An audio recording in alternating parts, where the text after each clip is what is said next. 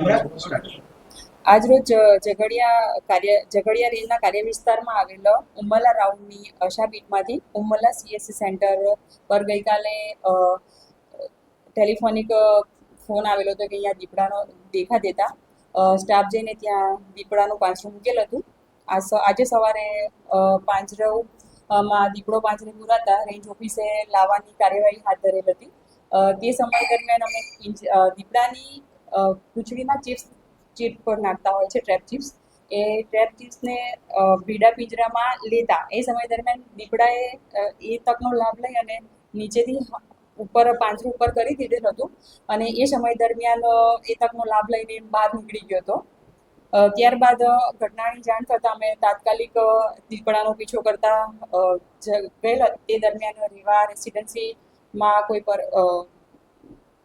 કડિયા કામ કરતા બે પરિવાર રહે છે. એમાં એક લલાબેન અજયભાઈ મેડા ઉંમર 25 વર્ષ અને રિંકલબેન રોહિતભાઈ મેડા ઉંમર 20 વર્ષ. એમને સામાન્ય ઈજા પહોંચતા એમને ભરૂચ સિવિલ હોસ્પિટલ ખાતે સારવાર માટે લઈ જવામાં આવેલ હતા અને એ સમય દરમિયાન એમને રસી આપી અને સામાન્ય ઈજા હોય તો ત્યાંથી એમને રજા આપી અને અત્રેની ફોરેસ્ટની ટીમ દીપડાને ટ્રેપ કરી અને શોધવાની કામગીરી ચાલુ કરેલ છે અને અમે ત્યાં ટ્રેપ કેજ ગોઠવી અને જંગલમાં દૂરબીન અને ડ્રોન કેમેરાથી અમે દીપડાને શોધવાની તજવીજ હાથ ધરેલ છે. કામગીરીમાં કંઈક ચૂક થઈ હોય એવું આપને લાગે છે?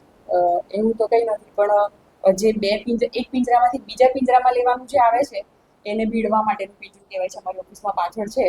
એટલે એ સમય દરમિયાન એને પોતાનો પંજો બહાર કાઢીને ઊંચું કરી લીધું એટલે એ તકનો લાભ લઈને દીપડો બહાર નીકળી ગયો એવું લાગી આવે છે. એવા સમયે કેવી તકેદારી રાખવાની જરૂર પડતી છે?